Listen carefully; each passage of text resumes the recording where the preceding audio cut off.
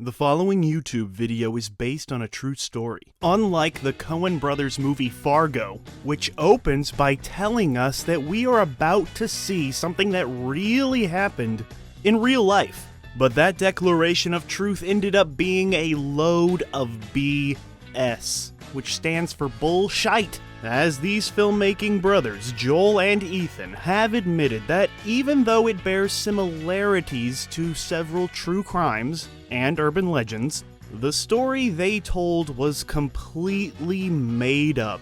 This is a perfect example of how the Coen brothers are just trying to F with us, and that F, it stands for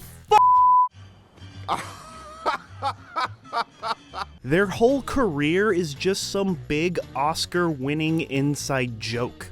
These serious men are not serious at all, but this fictitious art strangely affected life, reality, when a poor, confused woman even froze to death while looking for the buried cases of money. And strangely enough, that true story ended up being made into a film in 2014 called Kumiko the Treasure Hunter, actually based on a true story, inspired by a true story. And of course, we are in no way placing any blame on the Coens for this. Life is full of unexpected, unusual, unbelievable stories. You know, like a Coen Brothers movie. Put down the box of chocolates because life is like a Coen Brothers movie because you absolutely never know what you're gonna get.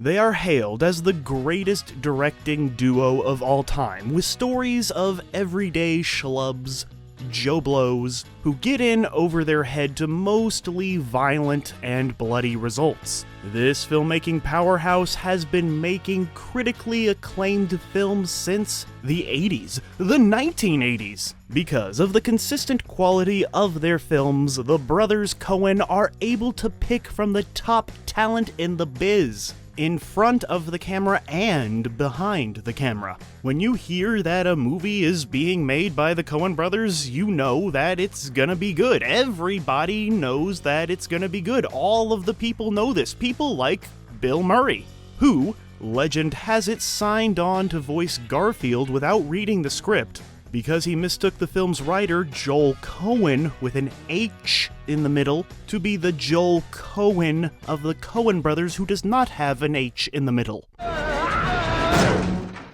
Like I said, Joel and Ethan, they're just a couple of rebellious outsiders who seem to only make films to make each other laugh. And they never let that snobby, pretentious attitude that's associated with art house cinema and the red carpet award industry to get to their heads. In fact, yeah, like I said, they simply do not give a f***, which is somehow their answer to making great cinema, often mocking any pesky film critic who searches for deeper meaning in any of their masterpieces, which include crime, gangster, noir epics, silly screwball extravaganzas, thought-provoking westerns, satirical romantic comedies, and even groundbreaking color-corrected musicals. But no matter what genre they deconstruct, all of their films eventually become cult classics.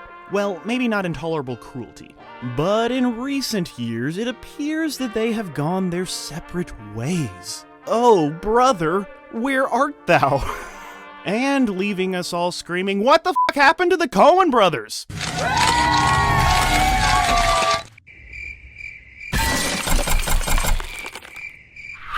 But to truly understand what the f*** happened to the Coen brothers, we must begin at the beginning, and the beginning began when they were born on their birthdays, separately. Joel was born first, 1954, and Ethan came a few years later, 1957.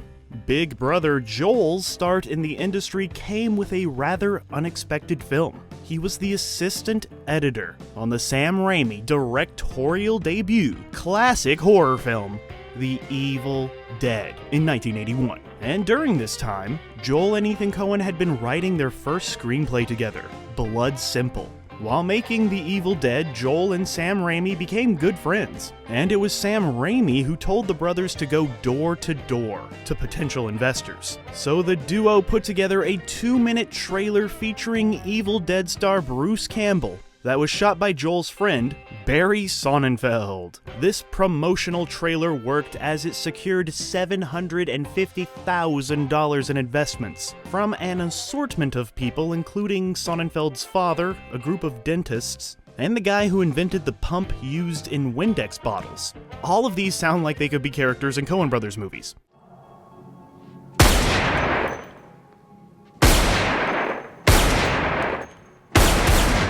Once they completed the film, Blood Simple, it was passed over by every major studio in Hollywood. But it would ultimately receive an independent release, where it introduced the world to the Coen Brothers' style of combining brutal violence with incredibly dark, but incredibly hilarious humor. You can definitely see the Evil Dead influence in some of these shots, along with other innovative camera movements and angles that would come to define their style. The tone of Blood Simple is perfectly gritty, it's full of true grit, and it's so rough, but like in a good way.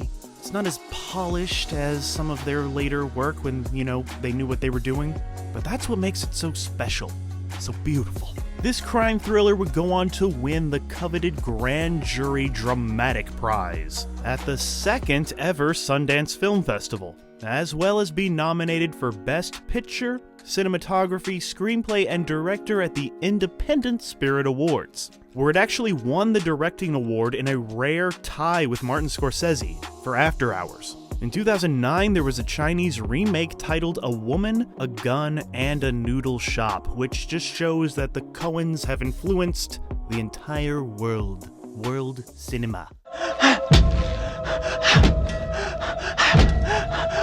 But even more important than the acclaim and the launch of their careers, this was the film where Joel Coen met his wife-to-be, future Oscar winner Frances McDormand, as she would make her acting debut. And the pair have been married ever since, which is a true rarity in Hollywood.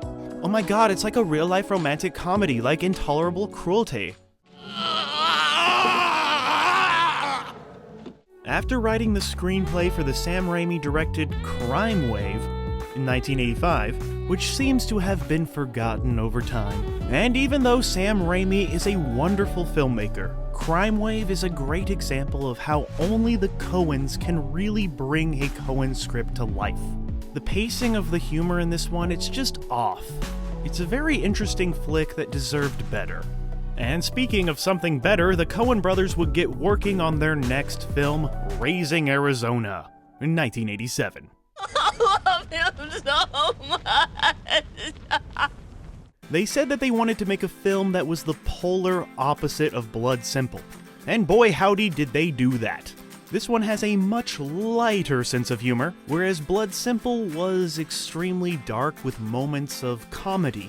Raising Arizona was extremely comedic, even cartoonish, with moments of darkness. This way of flip-flopping the tones and the moods and the genres and the expectations on the audience, yet still staying true to their style, is a strategy that the Coens seem to stick with, being unexpected yet familiar. They just always give us the opposite of what we think we wanted, which really was exactly what we wanted. Critics simply dismissed it because they didn't want to see a comedy from the Blood Simple people, which is some simple thinking.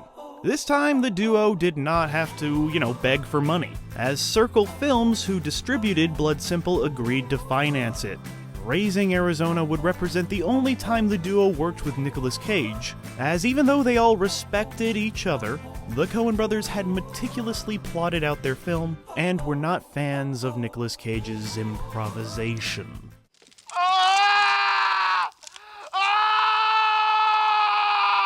After taking the rest of the 80s off, probably to do 80s things, the brothers would return to the big screen and continue to perfect their style, which had been labeled by some as retro-surreal.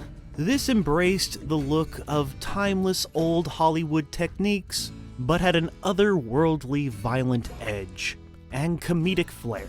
This is on display in the 1990 gangster flick Miller's Crossing.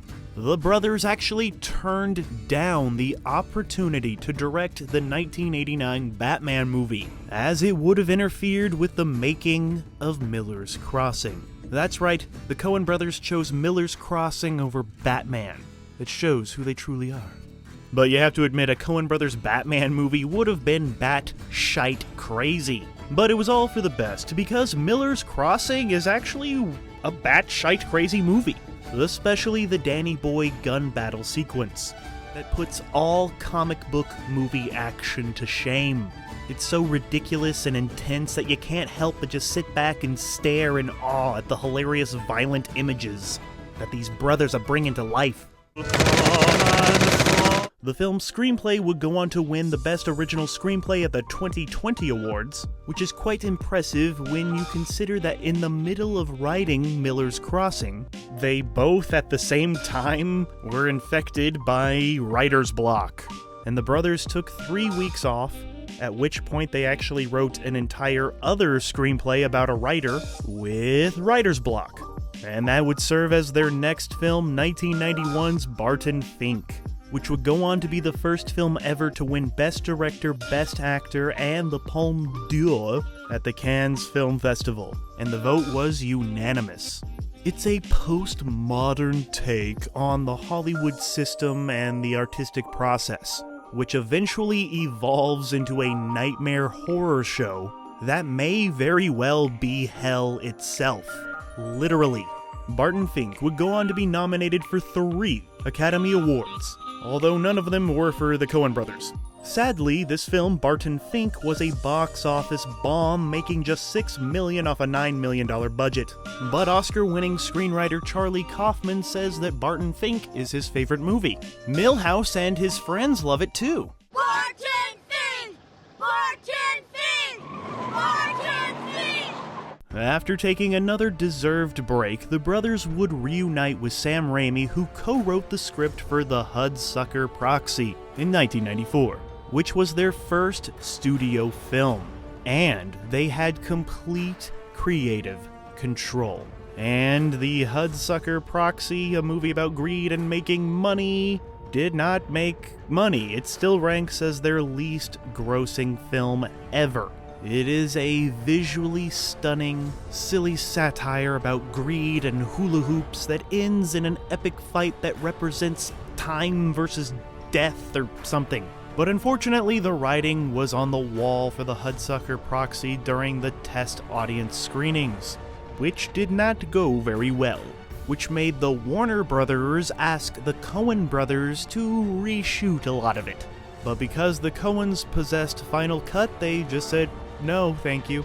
They refused to reshoot a single frame. Of course, sometimes a bomb can lead to gold, as the duo's next film would be 1996's Fargo. The films that the Coen brothers had made up until this point had always been critical darlings, but they never set the box office on fire. And these brothers, well, they really needed a hit. And with Fargo, it seemed that they fully embraced their quote-unquote Coenisms by making a film about the average day, everyday schlub, a JoBlo who gets in over his head. The comedy, juxtaposed with the tragic violence, makes this comedic crime thriller drama a near-perfect movie. Fargo would prove to be a hit both commercially, with over $60 million made on a $7 million budget, and critically, with Gene Siskel apparently leaning over to Roger Ebert during their screening of the film, whispering in his ear, "This is why we love movies." Fargo also secured 7 Oscar nominations, including wins for Best Actress, Frances McDormand, and the Coen brothers' original screenplay. And of course, this is the inspiration for the incredible FX television series that expands the world of Fargo, but rumor has it that the Coens are no fans of this FX series. But a lot of people are. Fucking imbeciles!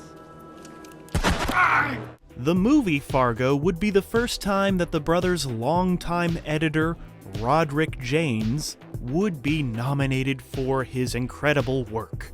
Which is really quite impressive when you consider that Roderick Jaynes doesn't actually exist. He is a pseudonym for the brothers, who have co-edited most of their films. The brothers created Mr. Roderick Jaynes because they felt like their names were being shown too many times in the credits, and yet his name continues to appear in the credits.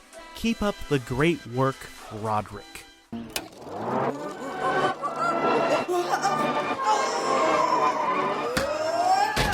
The Coen brothers would follow their descent into madness and darkness with a more light-hearted take on a simple stoner man who just enjoys White Russians and bowling. The Big Lebowski. In 1998, the film would garner only about $18 million at the domestic box office, eventually finding its dedicated audience on home video. The brothers Coen were inspired by classic noir pulp crime mysteries, but wanted to shake things up a bit by adding the most unlikely of protagonists. The character of The Dude, which the brothers based on producer and political activist Jeff Dowd, was named number 7 on Empire Magazine's all-time greatest character list. The Big Lebowski itself became somewhat of a subculture and a lifestyle that spawned Lebowski festivals, and dudism is a pseudo-religion now, man.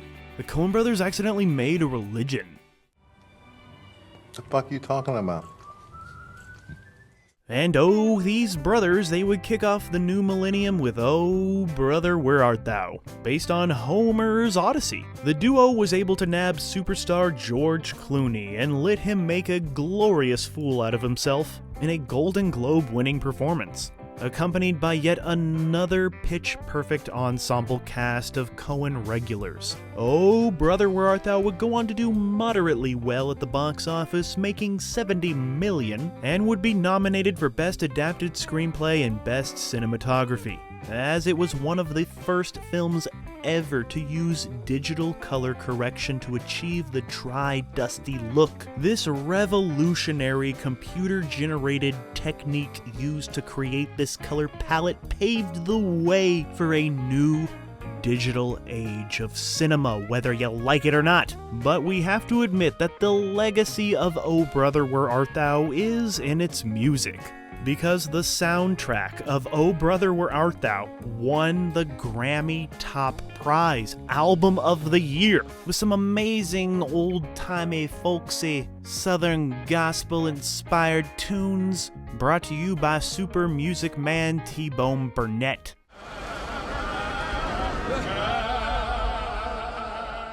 Next, the Coens would bring us The Man Who Wasn't There in 2001.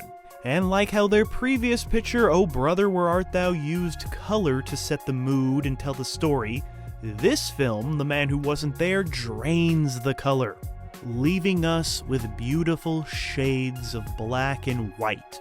Well, gray, really. There's a really great scene where Tony Shalhoub's lawyer character is being a very serious man and is explaining how everything's gonna be, and then suddenly in mid-thought he stops and asks about his flapjacks. And then the scene just cuts. You're okay, she's okay, everything's gonna be hunky, and the flapjacks, honey. It's that type of scene that the Coen brothers have mastered because we are so focused on the seriousness of what's happening and what's going to happen that when we get an unexpected burst of comedy, it's truly a gut-level laugh. You know how they do unexpected bursts of violence? Unexpected bursts of comedy come too. Of course, this would be another case of the critics loving it, but audiences not going out of their way to see it, as it could not quite recoup its $20 million budget. The audience was not there for the man who wasn't there. But the brothers would reunite with George Clooney for their next film, Intolerable Cruelty, in 2003. It is a movie that I have revisited a few times, and I don't necessarily like it, but this Coen rom-com does fascinate me. It ended up being a successful endeavor, as it would gross over $120 million worldwide on a $60 million budget. And it's kinda what you would expect a Coen Brothers romantic comedy to be. It has a wonderful ensemble cast, and everybody's funny, and it's a bit dark. Just not really dark enough to really feel like a true Coen Brothers film. Let's just say it's kinda disappointing. It was the first time we saw that even the Coen Brothers can make a less than perfect movie. Their next film would be one that they didn't actually get full credit for. The Coens appear as executive producers, yet they were the ones who came up with the idea and even wrote some of the script. The film, of course, is Bad Santa, which I guess is probably the best Coen Brothers movie that isn't a Coen Brothers movie. What do you want? What are you doing? Next up would be a real Coen Brothers movie, 2004's The Lady Killers. Although this Tom Hanks-led screwball remake is one of the more forgettable of the Coen Brothers' filmography, it is notable in the evolution of their career, as it is the first film in their career where the brothers shared directing and producing credits. But I think this movie, The Lady Killers, is very underrated. It's fun, and just like some of their other comedies, it is much like a cartoon come to life. It has a charming and poetic goofiness to it. It's maximum Coen silliness, including poop jokes and all. Poop!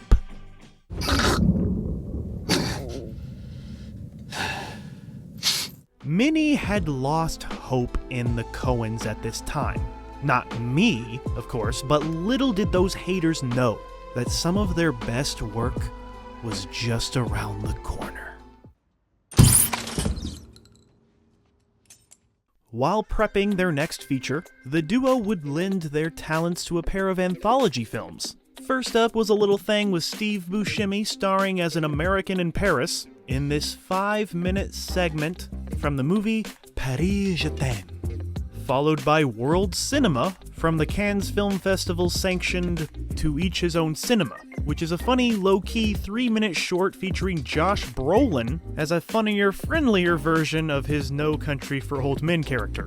Speaking of No Country for Old Men, that was their next movie.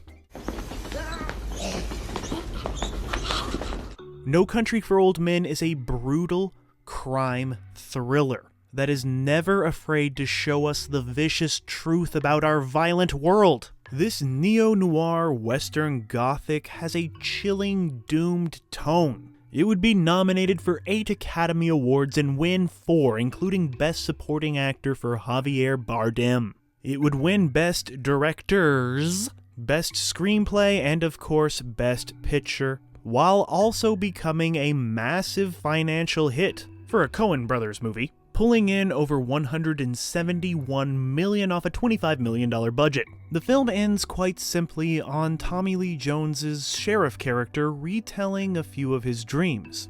The final scene had many audience members saying it was the worst ending ever. But I say it's one of the greatest.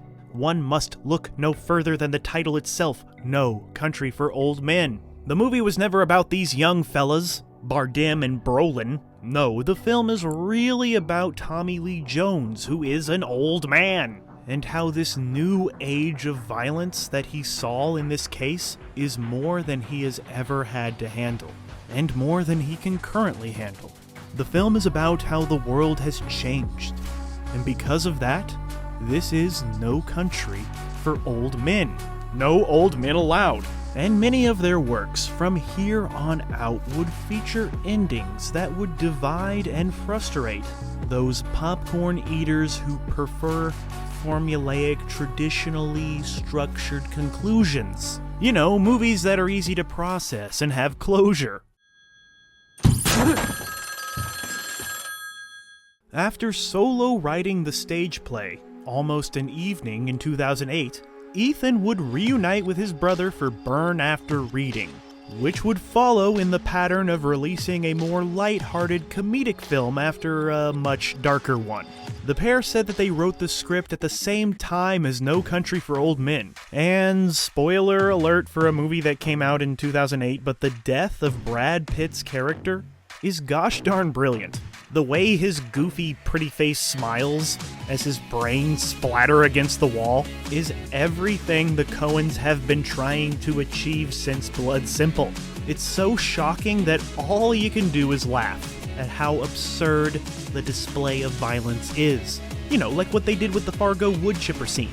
Burn After Reading features another unexpected ending with little closure, and that's the f***ing point. But like I said, many were not enjoying how the Coens were ending their films. And the same can be said about the brilliant yet divisive ending of A Serious Man, which is a seriously good flick. This feature film opens with a short film that is apparently disconnected from the main story, yet it leaves audiences wondering if it actually does connect. A Serious Man would be nominated for Best Picture and Best Screenplay, which the brothers would loosely base on their own childhood in a Jewish community. And of course, it plays with biblical themes. This movie may or may not be about how understanding the meaning of life and God is impossible, just like trying to understand this film is impossible, which is what the film is about. It's brilliant! One must not overanalyze life, one must not overanalyze God, and one must not overanalyze this film, which is the conclusion I came to after overanalyzing this film and overanalyzing my life and God.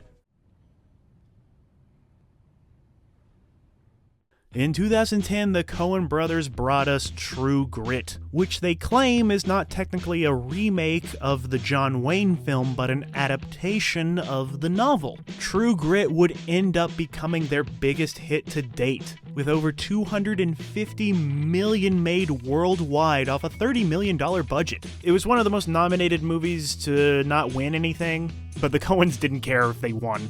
This extremely violent, gritty, and true film has been hailed as one of the best westerns ever made. Then they did not direct, they wrote a movie that was dumped directly to video in the United States. The Colin Firth comedy Gambit. I don't even think I knew this existed.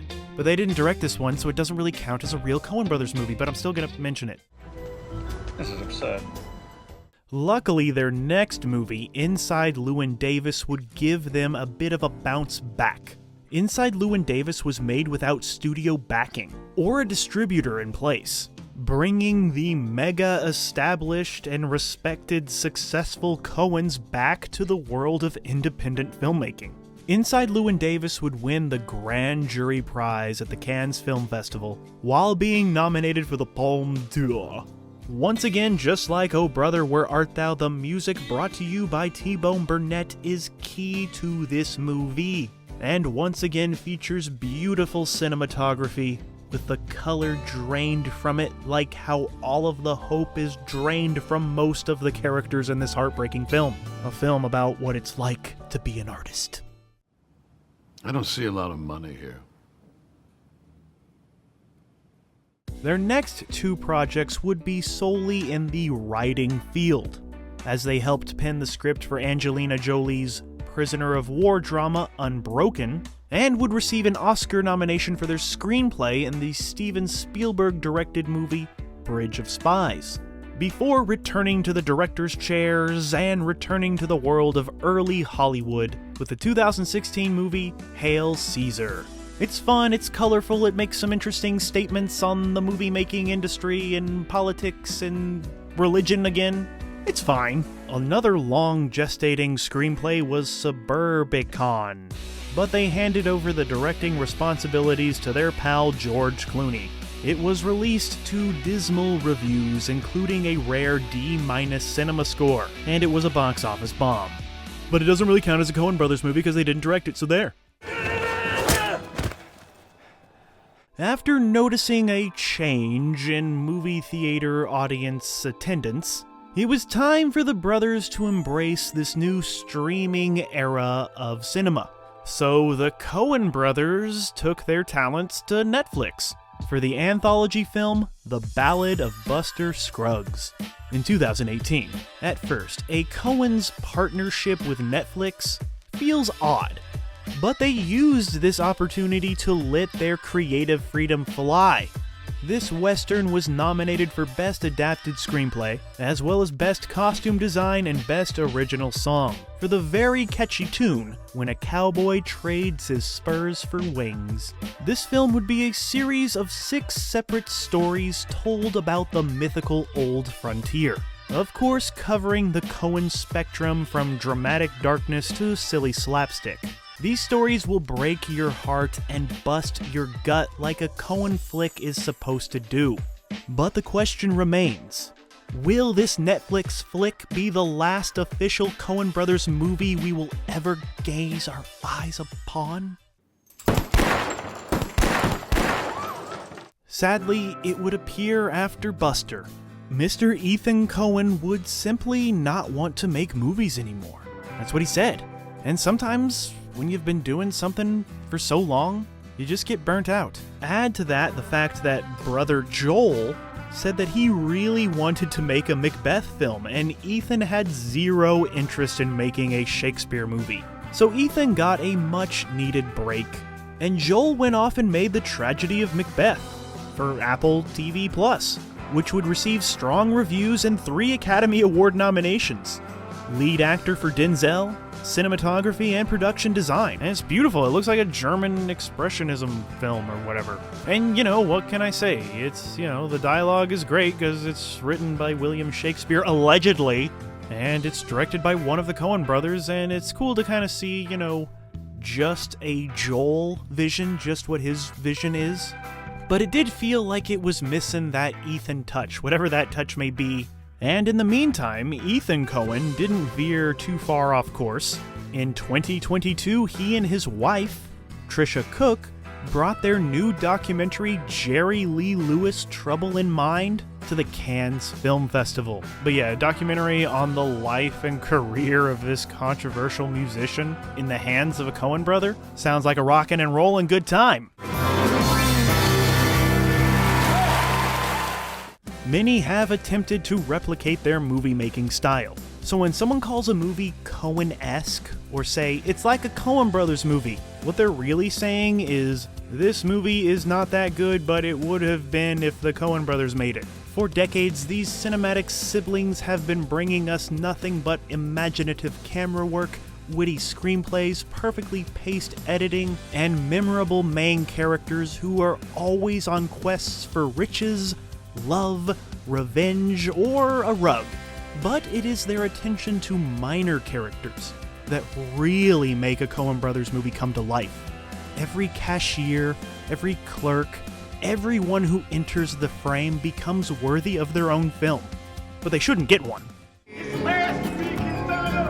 Just like how Barton Fink said that we all have stories, and the Coens show us this with every unique and quirky soul they create, no matter the amount of screen time they receive. And this helps with world building, which is key to a Coen Brothers movie. That world could take place in any setting, whether it be Texas, Hollywood, Arizona, Fargo, or even 11th century Scotland. I hope that the brothers still have more locations to take us to. But if they don't, that's fine too, because they've given us plenty. I'm sorry, I wasn't listening. Ow! Fucking fascist! Whenever I ask a fellow film connoisseur to name their favorite Coen brother movie, nobody can name just one. They shout out at least 3 and then continue to just list their entire filmography. Well, except Intolerable Cruelty. But even the bad Coen brother films are still better than most movies. They conquered the world of cinema while also revealing the absurdity of everything, including cinema. And those who try to find a deeper meaning in their movies about fools are the biggest fools of all. You know, people like me. And you. So as you can see, we really shouldn't make too much of a fuss about the recent separation of the Coen brothers. Because it really wasn't a separation at all. It was more like, I need a break, bro. Okay, cool, bro. I'm gonna make this Shakespeare movie real quick, bro. Okay, bro. I'm gonna go make a documentary about that Great Balls of Fire guy, bro. Okay, I still love you though, bro. Yeah, no hard feelings, bro. I'm pretty sure that's how it went. And that is why no one should give a f*** about what the f*** happened to the Coen brothers. Because they're doing just fine. And they always have been.